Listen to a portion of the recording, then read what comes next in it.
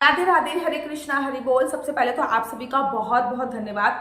आपने सिया के लिए इतनी ब्लेसिंग्स दी है ना, इतनी ब्लेसिंग्स दी हैं कि मैं आपको क्या बताऊं। लिटरली जैसे ही आपको पता चला कि सिया की तबीयत खराब है, मेरे पास मेरे इंस्टाग्राम पे बहुत सारे मैसेज आए। मेरी इंस्टाग्राम आईडी है डॉक्टर आशु दीदी। बहुत सारे मैसेज आए, मेरे फेसबुक पे बहुत सारे मैसेज आए, मेरे पर्सनल नंबर पे मेरे पास बहुत सारे मैसेज आए।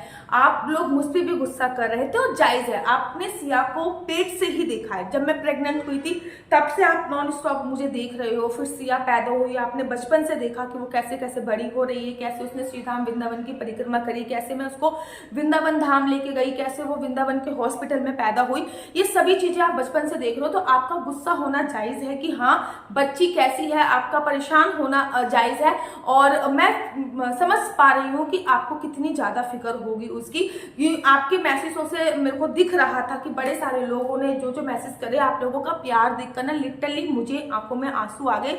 क्यों मुझे ऐसा आई फील लाइक कि अगर मुझे कभी कुछ हो गया तो आप लोग मेरी बेटी को संभाल लोगे। इतना ज्यादा इमोशनल मैसेज थे उसमें, इतने अच्छा लगा मुझे मैसेज पढ़ के। और मैं हमेशा एक चीज ना मैं हमेशा बोलती हूँ कि दुआओं में बहुत असर होता है। लिटरली दुआओं में बहुत असर होता है। वैसे तो सिया को जरूरत नहीं थी कि हम एडमिट कराते, लेकिन हमने एडमिट कराया। हुआ क्या था वो पहले मैं आपको बताती हूँ। सिया को मच्छरों ने काट लिया था। मच्छरों के काटने के बाद हमें नहीं पता था सिया को चिकनगुनिया हो चुका है। हमने जो सिया की डॉक्टर है, जिसपे पुणे में हम लोग रह रहे हैं, तो पुणे में यहाँ पे जो सिया की डॉक्टर है उससे हम दवाई लेके आए और हमने डॉक्टर को बोला कि इसको बड़ा तेज पूरी रात फीवर रहा है। तो उन्होंने हमें दवाई दे दी। हमने नेक्स्ट डे सिया को वो दवाई दी। अगले दिन सिया के पूरे मुंह में छाले हो गए थे और छाले गले तक आ गए थे। ना वो कुछ खा पा रही थी, ना वो कुछ पी पा रही थी। तो हम नेक्स्ट डे दोबारा से सिया के पास डॉक्टर के पास गए और हमने डॉक्टर से बोला कि इसके ना पूरे मुंह में छाले आ गए हैं और बॉडी में ना कहीं कहीं रेशिस पड़ रहे हैं, मतलब कहीं कहीं छोटे छोटे दाने पड़ रहे हैं। तो डॉक्टर ने हमको दवाई तुरंत चेंज करी और मुंह के छालों की भी दवाई दी और गले में जो छाले हो रहे थे उसकी। और उन्होंने हमको बोला नेक्स्ट डे दोबारा आना। हाँ, केस थोड़ा बिगड़ता जा रहा है, लेकिन हाँ इससे आप अगर ये लगाओगे तो फायदा होगा। लेकिन छाले इतने ज्यादा हो गए थे, गले में दाने और मुंह में दाने इतने ज्यादा हो गए थे कि वो उसको आदत है अभी भी, वो मेरा फीड करती है तभी सोती है। वो सो नहीं पा रही थी क्योंकि वो मेरा फीड नहीं कर पा रही थी। मुंह में बहुत मोटे मोटे छाले हो रहे थे, दाने जिसे कहते हैं हो रहे थे। ना वो पानी पी पा रही थी, ना वो कुछ कर पा रही थी। फीवर नहीं था, फीवर एक दिन आके चला गया था, लेकिन वो कुछ खा नहीं पा रही थी और वो परेशान हो रही थी। मतलब छाले इतने ज्यादा थे कि उससे ना उसका मुंह बंद नहीं हो रहा था। उसने अपना मुंह ऐसे करके खोल रखा था। उसका सलाइवा जो होता है, लार, वो नीचे गिरी जा रही थी। ठीक है, हमने कहा चलो कोई नहीं। आज छालों की हमने 3-4 बार दवाई उसको लगाई, तो शाम तक आते आते उसका मुंह बंद होना चालू हो गया था। नेक्स्ट डे हमें डॉक्टर के पास अगेन जाना था। तो नेक्स्ट डे ना एकादशी थी, हमको थोड़ी पूजा पाठ करने में लग गए। हम पूजा पाठ हम लोगों ने करी और सिया के पापा सिया को लेके नीचे गए क्योंकि वो प्योर शहद लेके आना चाहते थे ताकि सिया के जो छाले हैं उस पर लगा पाए। और खांसी भी थोड़ी थोड़ी उस टाइम पे हो गई।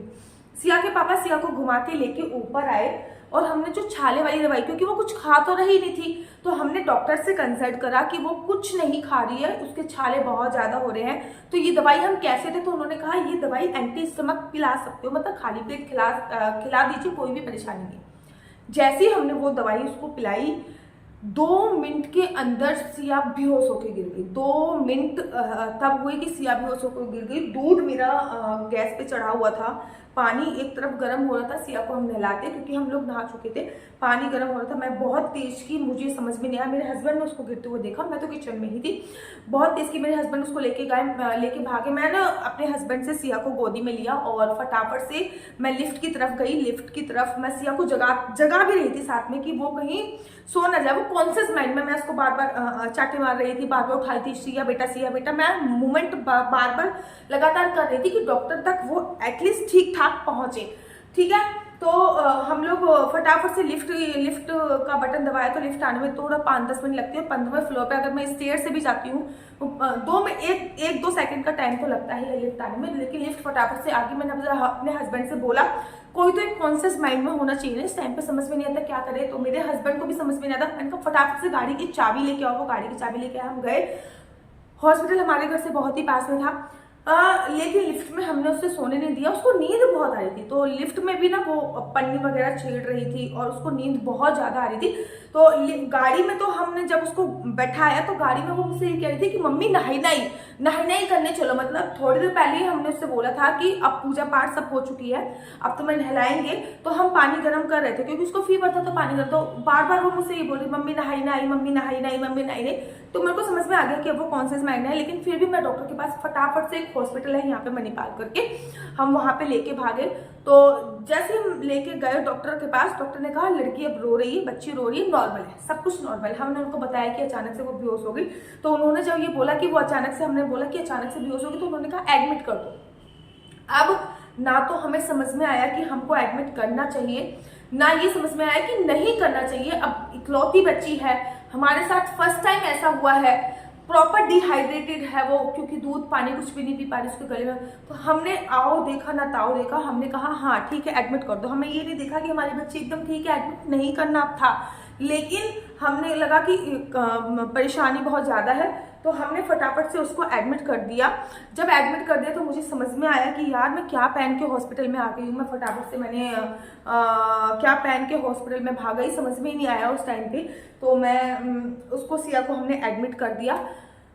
हॉस्पिटल में रूम ही खाली नहीं था, मतलब 11 दिन। हॉस्पिटल की बात तो मैं किसी और दूसरी वीडियो में बताऊंगी आपको कि क्या क्या हुआ था, क्या क्या नहीं। मतलब गरीब लोग क्या करें, कुछ नहीं समझ में आता। मतलब एक दिन के हॉस्पिटल का हमने 32,000 रुपये खर्च करा है, एक दिन का, नथिंग, कुछ भी नहीं हुआ।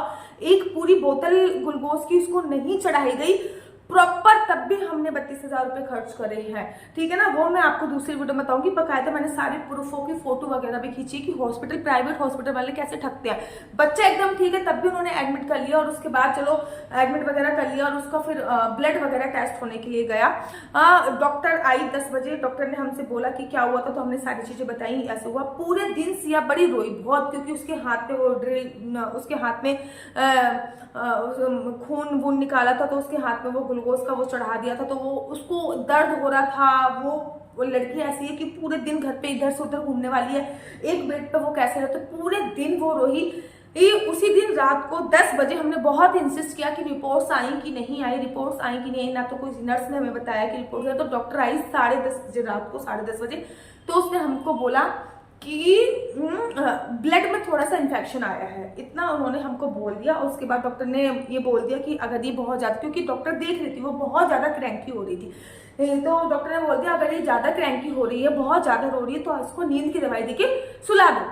तो मैंने डॉक्टर से बोला कि अगर इसके गले में थोड़ा सा रिलीफ मिल जाएगा ना, तो ये मेरा दूध पी लेगी और इसके पेट में कुछ चला जाएगा, और जब इसके पेट में कुछ चला जाएगा ये डेफिनेटली अपने आप वैसे ही ठीक हो जाएगी। तो उसको एक पेन किलर का इंजेक्शन, दवाई जो है वो डाली गई, और थोड़ी देर बाद 10-15 मिनट बाद उसको गले में रिलीफ मिला, उससे मेरा दूध पिया और वो सो गई। नेक्स्ट डे सुबह सुबह डॉक्टर आई, सुबह सुबह से एकदम सही लगी थी, और नेक्स्ट डे ही उसी दिन 10 बजे से 10:30 बजे रात को डॉक्टर आई थी। तभी मैंने उससे बोल दिया था आप प्लीज हमें डिस्चार्ज कर दो, केवल इस वजह से आपने हमें 48 घंटे के लिए एडमिट करा है कि एक 48 घंटे के बाद माइंड का एक टेस्ट होता है, क्योंकि सिया की बर्थ हिस्ट्री बहुत ज्यादा अच्छी नहीं है। मतलब जब वो पैदा हुई थी वो वाली हिस्ट्री बहुत ज्यादा अच्छी नहीं है, कि जब वो पैदा हुई थी तो वो रोई नहीं थी, ठीक है ना। तो एकदम से उसको लेके भागे गए थे, क्योंकि वो रोई नहीं, पैदा होते ही वो रोई नहीं थी। तो बच्चे का रोना बहुत कंपलसरी होता है, तो उसकी बर्थ हिस्ट्री बहुत ज्यादा अच्छी नहीं थी। इस बिहाफ पे डॉक्टर ने हमें एडमिट कर लिया। मैंने कहा अगर आप इसी बेस पे एडमिट कर रहे हो कि 48 घंटे के बाद एक टेस्ट होना है, जिसको EEG बोलते हैं, माइंड का टेस्ट होता है वो, कि माइंड में कोई परेशानी तो नहीं है, इस बिहाफ पे हमें आप टेस्ट एडमिट कर रहे हो, तो आप हमें डिस्चार्ज कर दो, कोई भी परेशानी नहीं है। तो नेक्स्ट डे डॉक्टर आई तो उन्होंने कहा कि आपको डिस्चार्ज होना है। मैंने कहा हाँ डेफिनेटली हमको डिस्चार्ज होना है, लड़की मेरी एकदम सही दिख रही है मुझे, और यहाँ पे कोई दवाई वगैरह तो ऐसा कुछ हो नहीं रहा। तो उन्होंने कहा उसको चिकनगुनिया निकला है और प्लेट्स वगैरह भी सब सही है। मैंने कहा चिकनगुनिया ठीक है, नॉर्मल है, मच्छर ने काट लिया, चिकनगुनिया हो गया, उसकी दवाई मैं घर पे करा दूंगी, आप प्लीज उसको डिस्चार्ज करो, क्योंकि वो हॉस्पिटल में बहुत ज्यादा क्रैंकी हुई जा रही थी। तो उसको हमने डिस्चार्ज कराया, घर पे लेके आ गए। नेक्स्ट डे हम उसको फिर घर पे लेके आने के बाद आराम से मैंने उसको गर्म पानी में पूरी बॉडी उसकी अच्छे से पहुंची, और उसको फिर मैंने फीड कराया। तब तक वो दूध पीने लगी थी, उसके गले के छालों में थोड़ा सा रिलीफ मिल गया, तो वो दूध पीने लगी थी, आराम से खेल रही थी सब कुछ। तो नाउ फिर नेक्स्ट डे हम उसको लेके गए हॉस्पिटल, उसका जो माइंड का टेस्ट होना था उसके लिए। जब हम उसको माइंड के टेस्ट के लिए हॉस्पिटल लेके गए, तो ईईजी उसको बोलते हैं। वो टेस्ट हमने कराया, भगवान की कृपा से सब कुछ नॉर्मल आया, कुछ भी नहीं था। हाँ, और आज भी मैं अपने डॉक्टर को उसको दिखा के आई तो उन्होंने मुझसे यही बोला कि तुमने एकदम सही डिसीजन लिया इसको डिस्चार्ज कराने का। तो अब उसकी थोड़ी बहुत पैरासीटामोल दवाई चल रही है, हल्की फुल्की खांसी है तो खांसी की दवाई चल रही है। बाकी सिया एब्सोल्युटली एकदम फाइन है, एकदम ठीक है। लेकिन अब चिकनगुनिया हुआ है तो थोड़े दिनों में ही ठीक होता है। बॉडी में पेन होता है, थोड़ा सा वेट उसका रिड्यूस हुआ है, थोड़ा घूमती इधर उधर 2-3 घंटे घूम लेती, उसके बाद थक जाती है, फिर सो जाती है। तो ऐसा ही चल रहा है। कुछ दिनों बाद वो एब्सोल्युटली उसकी जो वीकनेस है वो खत्म हो जाएगी और वो जल्दी आप लोगों के सामने दोबारा से आएगी, वैसे ही खेलती हुई दिखेगी जैसे दिखेगी। लेकिन आप लोगों ने इतना प्यार सपोर्ट किया ना, थैंक यू सो मच। लेकिन बेटी थी, बच्ची है, बहुत छोटी है, बर्थ हिस्ट्री भी बहुत अच्छी नहीं थी, इसलिए हमको वो टेस्ट कराना जरूरी था ताकि हमारे माइंड से भी एकदम से सारी चीजें क्लियर हो जाए कि आखिर कुछ हुआ तो नहीं था।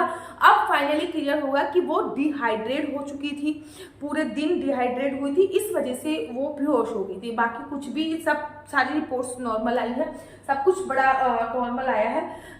तो डॉक्टरों ने क्या किया, बिल कितना ज्यादा, एक दिन का बिल 32,000 रुपये और हमको रूम भी नहीं मिला। वो मैं आपको दूसरी वीडियो में बताऊंगी कि भैया गरीब, अगर चलो हमारा तो इंश्योरेंस था, ठीक है ना, 65% पैसा हमारा कॉर्पोरेट इंश्योरेंस से कवर हुआ।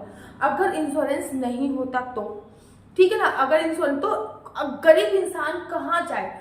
हॉस्पिटल वाले कितना ठगते हैं, किस किस चीज का चार्ज लगाते हैं। उन्होंने रूम साफ करने के 3,000 रुपये एक दिन का चार्ज लगाया है। वो मैं आपको दूसरी वीडियो में बताऊंगी क्योंकि वीडियो बहुत ज्यादा लंबी हो जाएगी। लेकिन बस thank you so much, Siya अब बहुत अच्छी है। राधे राधे, हरे कृष्ण।